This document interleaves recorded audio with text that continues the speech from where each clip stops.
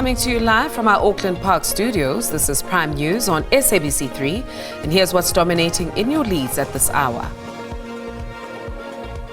The first body from the 5 miners trapped underground at Rugby Minerals in the Northern Cape has been recovered. The sharp spike in global oil prices is raising alarm bells in South Africa's agricultural sector. And President Cyril Ramaphosa has extended the deadline for the Matlanga Commission to complete its probe into allegations of criminality, political interference and corruption in the criminal justice system. A very good evening to you and welcome to Prime News on SABC 3. I am Beki Mutumomolete and we are kicking off the week with the latest news and updates that you need. Let's chart a course through the day's top stories, and with that said, here are your leads.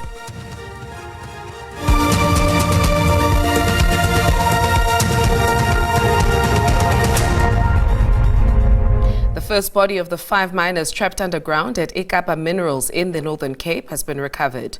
The men who've been trapped 890 meters underground were caught in a mud rush incident last month. Police have confirmed that the first body was retrieved this afternoon and that operations to recover the rest of the men are ongoing. The Junior Mining Council has expressed relief and says that there is progress in the retrieval process. The council has, however, acknowledged the pain that the families have had to endure while waiting for their loved ones to resurface. The council further indicated that the exact cause of the incident has not been established as yet.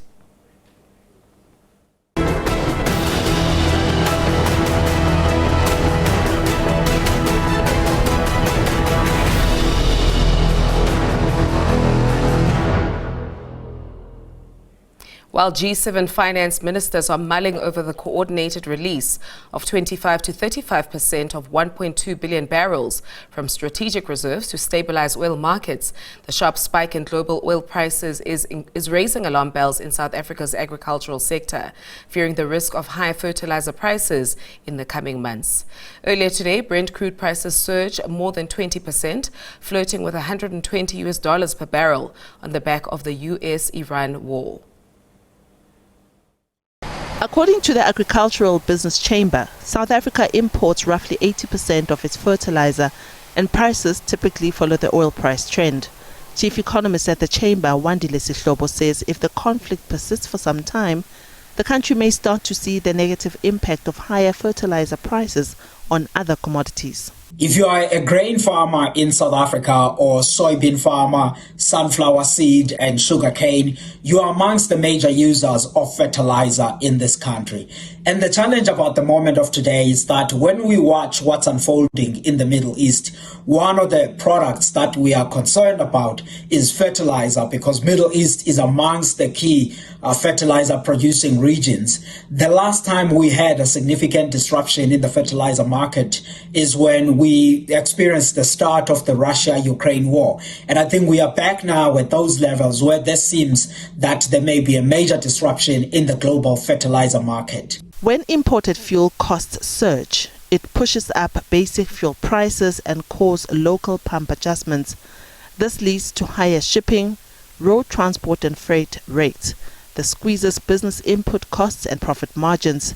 This in turn results in higher inflation through widespread production hikes, eventually leading to a consumer cost of living crisis with higher food and essential prices. It all depends on the length of the war and, of course, the length that oil prices remain high, and in turn the pressure that comes through for petrol prices, which will then impact inflation and interest rates. At the same time, the Motor Industry Staff Association demands an urgent overhaul of fuel pricing, saying the lack of transparency leaves workers and consumers vulnerable to unchecked hikes without accountability. Diabo Seto, SABC News, Johannesburg. In related news, Iran has appointed a new supreme leader following the death of Ayatollah Ali Khamenei during the recent US and Israeli strikes. His son, Moshtaba Khamenei, has now taken over leadership of the Islamic Republic as tensions in the region continue to escalate. television has announced the appointment of the country's new supreme leader. In an extraordinary session, the Assembly of Experts named Celerik Mojtaba Khamenei as the third leader of the Islamic Republic, succeeding his father, Ali Khamenei, who was killed in recent strikes carried out by Israel and the United States. Iranian state television read the official announcement shortly after midnight in Tehran. He says this assembly appoints and introduces Ayatollah Sayyid Mojtaba Hosseini Khamenei as the third leader of the Islamic Republic of Iran. Supporters in Tehran welcomed the decision, saying the leadership transition ensures continuity during a period of war and political uncertainty. Some citizens say the appointment brings stability after a week of national shock following the death of the former leader. He says, now we are sure that the path will continue with his leadership. But the leadership transition comes as fighting intensifies across the region. Air raid sirens sounded in Tel Aviv, while Israeli defense systems intercepted projectiles over Jerusalem. Emergency services were also deployed to a missile strike site in central Israel, where at least one civilian was injured. Meanwhile, Israeli strikes in southern Beirut sent plumes of smoke rushing over the Lebanese capital. Whatever is left of the Islamic Republic leadership clearly is saying a big no to Donald J. Trump. They are instead opting for continuity inside their regime. We can now see a regional conflict with unintended consequences. And the spillover is already a reality today, whether on energy or finance, trade or transport, or the displacement of people. Meanwhile, India has called for diplomacy, with its foreign minister urging dialogue to prevent further escalation in the region. I'm Butlali Pile, SABC News. Meanwhile, former South African President Kgalema Motlanthe says that the current war in Iran is due to the collapse of global cooperation. In an exclusive interview with the SABC, Motlanthe expressed how powerful nations abuse their powers at times. Normally you'd see or you'd hear of different petty reasons and so on, or this one quarreled with that one and so on. But it is always important to look at the peace treaties that are signed at the end. That tells you what the war was about. Never mind what the trigger was. We are still to see those peace treaties. And those peace treaties will tell us what the wars were about. For now, we have to follow the understanding that when the force of diplomacy gives way to the diplomacy of force, then of course you will have turmoil, you will have upheavals, you will have conflict everywhere.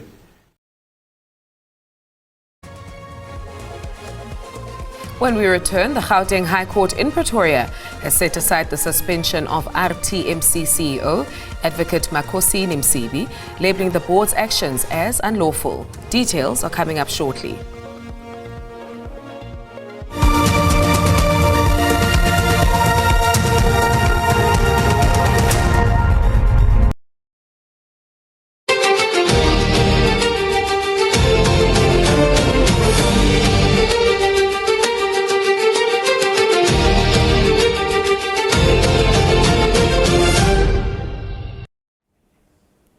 Welcome back to Prime News on 3. President Cyril Ramaphosa has extended the deadline for the Madlanga Commission to complete its probe into allegations of criminality, political interference and corruption in the criminal justice system. The presidency, in a statement on Monday, said that the extension was granted at the request of the Commission due to the number of persons who must still appear. The commission, which had an initial deadline of 17 March 2026, will now be expected to submit a second interim report by the 29th of May 2026 and a final report on the completion of the inquiry on the 31st of August 2026. Meanwhile, Northwest businessman Suleiman Karim has testified before the Madlanga Commission that he purported to have a relationship with Police Minister Senzo Mchunu in order to secure the money he alleges was owed to him by alleged cartel member Vusimuzi Cat Matlala. He attributed this a strategy to fellow Northwest businessman Brown Mokgotsi. However, transactions before the probe show that a third of the 1.5 million that Matlala first paid to Karim went to Morgan Maumela, raising eyebrows at the Commission. The Madlanga Commission has heard from Suleiman Karim that he pretended to have proximity to Police Minister Senzo Mchunu in order to secure repayments on the funding to the tune of 10 million rands that he poured into Vusimuzi Cat Matlala's Medicare subs contract. Brown's reasoning was that I should make Vusi believe that I have a relationship with the Minister's office and that he would communicate directly with the Minister's officers if, when and required. Brown was clear that this was required and calculated to make Vusi believe that my involvement and my assistance with the Minister and his office would be crucial. And therefore, Vusi would therefore need me to pay me my money, or would need to pay me my money. Karim then seeks to advance that it was through this belief that Matlala made payments to him. However, in an interesting twist, Karim sent a third of the first payment received to a company, Lutaga Trading Enterprises, owned by Morgan Maumela, a businessman allegedly embroiled in the Tembisa Hospital scandal. Karim says he sent the money under Matlala's instruction. The reason for that, Mr. Matlala kept on putting pressure on me to please advance this money to Morgan. I did ask him why can't he do it directly. He said please do it on my behalf. This raised questions on whether these transactions were linked to an alleged tender fraud syndicate. Media reports were widely circulated at that stage, linking Matlala and Maumela to allegations of fraud and corruption at the Tembisa Hospital. Mr. Matlala put a lot of pressure. He wanted me to pay $750. And once I saw these newspaper articles, I did not want to get into their crosshairs. The hearings continue. Kani Mapanga, SABC News, Pretoria. In related news, members of Parliament's ad hoc committee separately investigating the same allegations of criminal infiltration, corruption and political interference in the justice system have expressed concern that the date given by the presidency to respond to the committee's questions may delay its work. The committee had previously sent a list of written questions to President Ramaphosa dealing with these wide-ranging allegations. The presidency has since responded, requesting time until the 16th of March.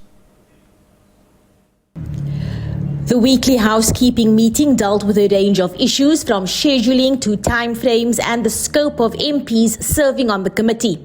Some of the key witnesses as well as public participants are yet to testify, and MPs will have to conclude their final report by the 31st of March. But the presidency's response requesting to get back to the committee by March 16th had some parties concerned. We are concerned with the time.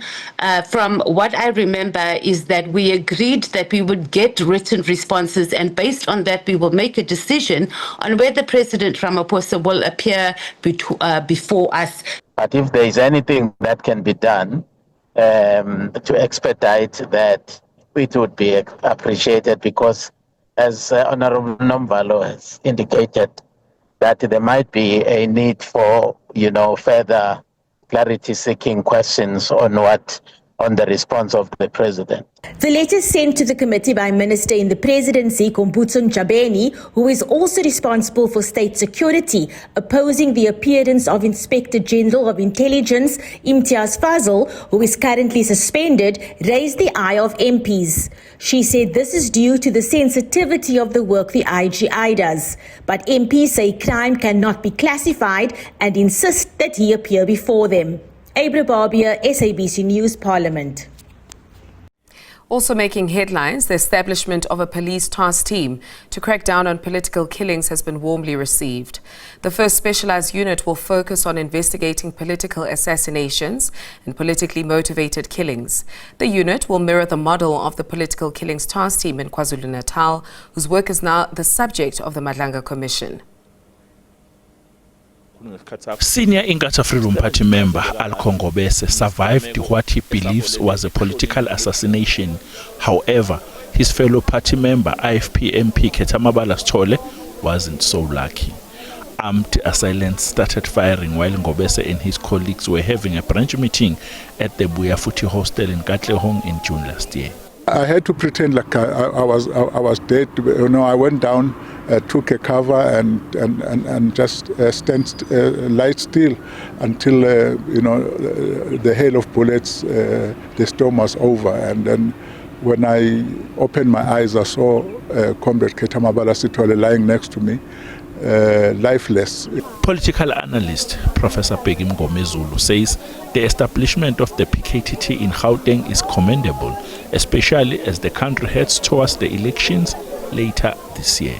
This provincial task team will have to be in place, and then the leadership must make sure that it demonstrates astute leadership by the sense that it will try everything possible to support the structure as opposed to being stumbling blocks when it exercises its responsibilities. The second specialized unit will focus on crimes related to kidnapping, extortion, and offences targeting infrastructure projects. Calvin Rudla, SABC News, Johannesburg. In other news, the Gauteng High Court in Pretoria has dealt a major blow to the board of the Road Traffic Management Corporation. The court has officially set aside the suspension of RTMC CEO Advocate Makhosini Msibi, labeling the board's actions as unlawful. Msibi was suspended in July last year over allegations of financial misconduct. In a scathing judgment, Judge Jan Swanepoel also declared the board's 2024 charter invalid. The ruling means Msibi is clear to return to his post immediately.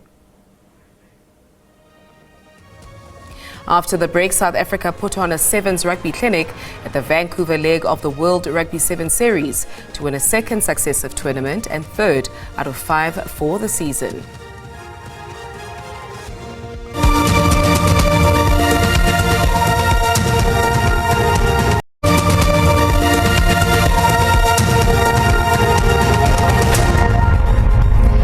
Staying with us, President Cyril Ramaphosa is in Brazil for a 2-day state visit, aiming to strengthen the foundational ties between South Africa and Brazil. The president began by sending condolences to the victims of the recent heavy rains, flooding and landslides in the southeastern state of Minas Gerais. During his address, Ramaphosa expressed that South Africa has a lot to learn from Brazil when it comes to agriculture and tourism. Constructive discussions this morning spanning a number of issues, and we are very pleased that President Lula and myself have witnessed the signing of 2 documents. However, President Lula and I, in our discussions, bemoaned the fact that we have not really lived up to the standard that we are entitled to. As the 2 countries, Brazil and South Africa, should be cooperating at a much higher level. We should be trading at a much higher level. Our 2 countries are the most industrialized on our respective continents, and trade between our 2 countries needs to be much, much bigger than what it is now. But we have both said that this visit is strengthening the foundation between our 2 countries with regard to further trade, further investments. Brazil is a leading country when it comes to agriculture. We have a lot to learn. It's a leading country when it comes to energy. We have a lot to learn. In tourism, you receive more tourists than we do. We have a lot to learn. It is now time for us to track the trends of our weather patterns under our southern skies. Our experts are waiting in the fold with all the details you need, and your forecast is coming up next.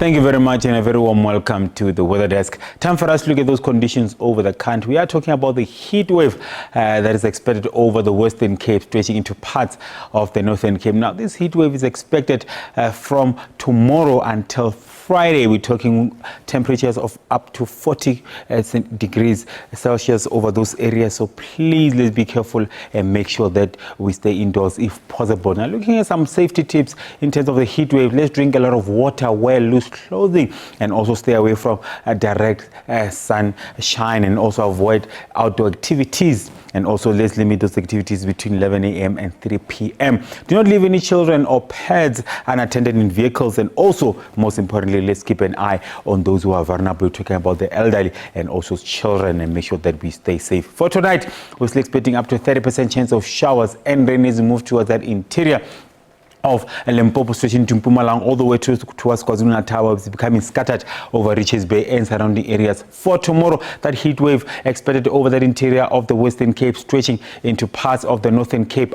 Partly cloudy conditions over the central parts of the country, still isolated over Limpopo, Mpumalanga and KwaZulu-Natal. Now, overnight temperatures, it is going to be a cold night over Sunderland. We're expecting a low of 10, 11 over Calvina, 22 over Appleton, 17 up north over Musina, Palabra expecting a low of 18. Maximum temperatures for tomorrow, it is a warm day over Musina with a high of 29. Appleton, scorching temperatures for tomorrow, the maximum of 33. That heat wave expected over that interior of the Western Cape, taking temperatures of 42 over Ferndale, 35 over Springbok, Alexander Bay at a high of 33, so 43. So scorching temperatures over those areas with that heat wave that is expected for tomorrow. Kabeja expecting a warm day with a high of 27. That's all the weather I have for you. Stay tuned.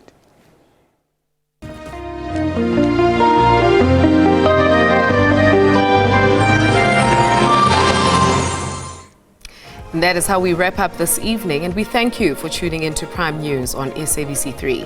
Until tomorrow, from myself, Becky, and the team, it's good night.